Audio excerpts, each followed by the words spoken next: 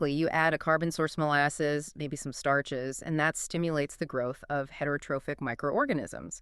These guys basically consume the nitrogenous waste, the ammonia and nitrite, locking it up in their own biomass before it becomes toxic. It's like creating a living filter right there in the pond. Precisely. Yeah. And it's a living filter that does double duty. Those microbial flocks become a supplemental food source for the fish or shrimp.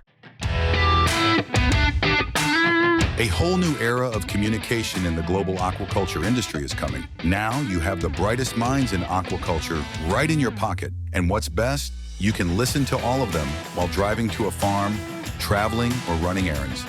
It's never been this good, and it's never been this simple. Welcome to the Aquaculture Podcast Show, the first AI-based podcast in aquaculture, where you'll find cutting-edge insights in everything that's working in aquaculture, nutrition, health, and production. This episode is inspired by the 2023 article titled "The Contribution of Aquaculture Systems to Global Aquaculture Production" by Verdegem, Marc et al. Welcome back. Today we're tackling some pretty staggering numbers in global aquaculture. I mean, if I told you a major food sector grew nearly 200% in less than 20 years, going from, 43 million metric tons to over 120 million between 2000 and 2019, you'd probably think I was exaggerating. It does sound almost unbelievable, doesn't it? But the data, like the work from Verdegem and colleagues, shows it clearly. Exactly. And this isn't just, simple expansion. It feels like a really fundamental shift in how we produce aquatic protein. So we want to dig into how that happened. Right. And it's crucial to understand that huge volume increase wasn't just luck or scale. It was engineered, really. We're talking about major leaps in intensification. Okay. And diversification, too. Something like 425 species are farmed now, commercially. And maybe most importantly, a huge ramp up in biosecurity protocols. So the focus is shifting, less about just raw output. Precisely. The conversation now is much more about resource efficiency. It has to be, to sustain these kinds of production levels. Right. Why Genetics turns podcast airtime into brand authority. We don't sell ads, we elevate voices. Curious how far your voice can go to become a reference in the industry and attract more leads? Scan the QR code and discover how we can turn your expertise into unmatched brand authority. Let's transform expertise into influence, starting now. And thinking about resources, especially feed, when we look at animal aquaculture, it's dominated by fed species, isn't it? Those needing external feed. Yeah, close to 70% of the total production volume comes from fed species. It's a huge slice of the pie. But the growth wasn't even across the board. Finfish saw big gains, about 170% growth in that time frame. But crustaceans, shrimp, prawns, that was something else entirely. Oh, absolutely. A 520% expansion. It's pretty stunning. Stunning, yeah. But that comes with baggage, right? It does. That massive growth in crustaceans is probably the most volatile part of the whole picture, and frankly, the riskiest. Why risky? Is it just market fluctuations?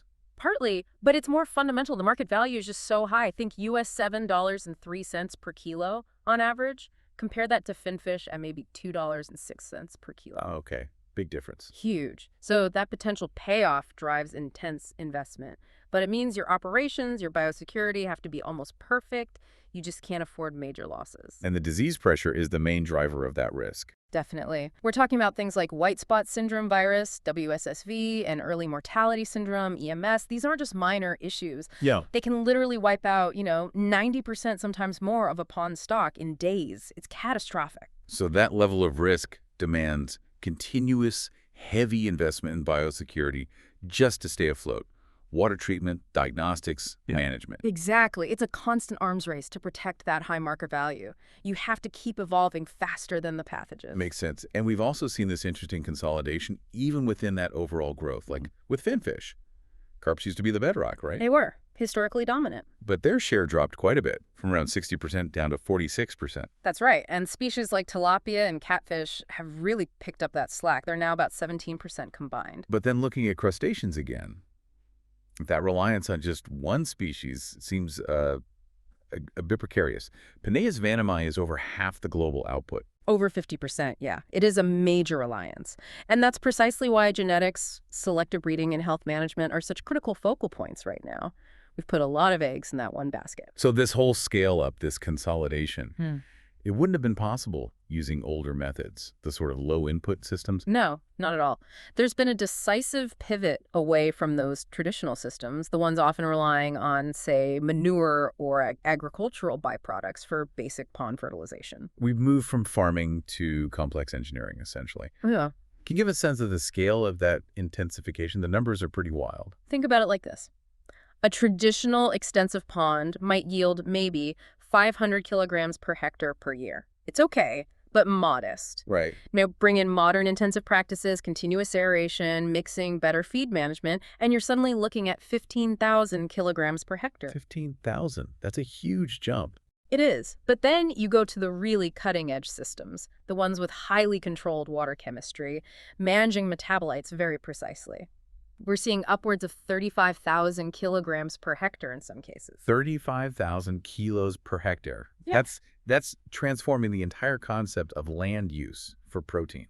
It's incredible density. It is. And that kind of density, of course, puts enormous pressure on water quality and nutrient management. You can't sustain that without serious technological backup. Which leads us to things like Biofloc, right? Mm-hmm. How does that actually work to manage such high nutrient loads? Right. Biofloc technology, or BFT, is a key piece here. For the nutritionists and vets listening, it's a really interesting approach because it fundamentally changes the water column's ecology. How so? Well, it uses these complex aggregates of microorganisms suspended in the water.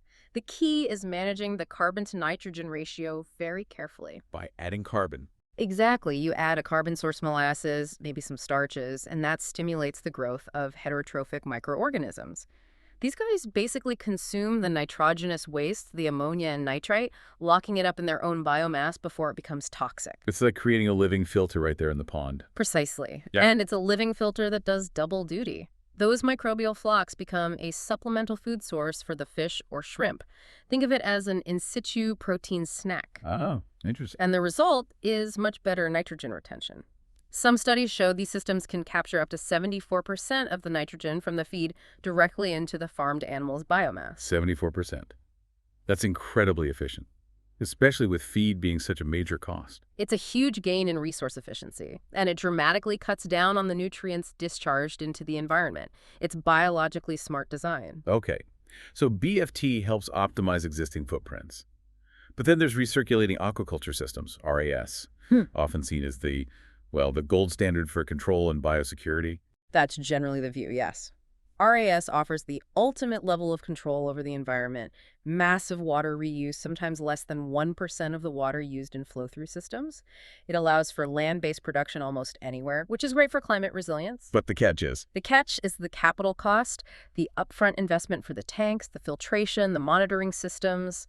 It's substantial. So it's an accessibility issue for many. It is. That high barrier to entry makes it difficult to scale universally, especially in developing markets. Making that technology more affordable, more accessible is a big challenge. Okay, let's shift focus slightly. There's the other side of aquaculture production, extractive aquaculture. Mollusks and seaweeds. Right, the species that filter their food from the water. Mollusk production grew, but modestly. Their share of total animal aquaculture actually fell to about 21%. But seaweed, that's a different story. A completely different story. Seaweed culture basically tripled in that same period. Went from around 10 million tons to 35 million tons. Explosive growth. And why? Is it all for direct consumption? Some is, maybe a third or so. But the vast majority, the real driver of that growth, is industrial applications. We're talking about the extracts, alginates, carrageenans, agar. The hydrocolloids. Used in everything from food processing to pharmaceuticals, cosmetics, even bioplastics now. The demand from these industries is enormous and growing. Think thickeners, stabilizers, gelling agents. It's essentially becoming a key industrial feedstock. Absolutely. But beyond the economic value, which is huge, there's a really compelling ecological story with large-scale seaweed farming. You mean the environmental benefits? Exactly. These farms act as massive biofilters. They actively remove excess nitrogen and phosphorus from coastal waters. This helps control algal blooms, including harmful ones, and generally improves water quality. So they're providing a critical ecosystem service, especially with climate change impacts like nutrient runoff and warming waters. Precisely. They enhance coastal resilience. It's a fantastic example of how aquaculture can generate economic value while providing ecological benefits. It's a win-win. That really ties into the whole blue economy concept. It's textbook blue economy. Okay, so trying to bring all these threads together, the sector faces some major technical hurdles moving forward. Such as? Well, ensuring long-term resource efficiency, water and land are finite. Mitigating climate change impacts, which are already altering disease patterns and where species can thrive. And fundamentally, managing nutrient discharge effectively, especially at these ever-increasing stocking densities. So no more one-size-fits-all solutions. Definitely not. The future requires much more regional adaptation. We need to integrate these advanced systems, intensive ponds, BFT, RAS, seaweed culture, into well-designed, localized circular bioeconomies. The era of just simple expansion is really over. It sounds like precision and integration are the key words now. They have to be. So the mission, based on this data, seems clear. We need a continued, relentless focus on scaling up these precision technologies. Advanced integrated systems, closed containment, high-density, meticulously managed environments. And critically, massive investment in biosecurity infrastructure across the board. Right.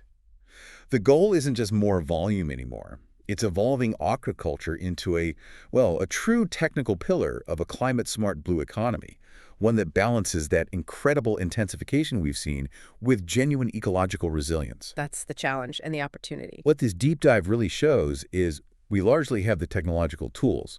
The major challenge now is deploying them smartly, effectively, and responsibly across the entire globe. If you enjoyed this episode, make sure to follow the Aquaculture Podcast Show on your favorite platform. And don't forget to follow us on LinkedIn, Instagram, and Facebook to stay updated on the latest episodes and industry insights. Thanks for tuning in, and we'll catch you next time.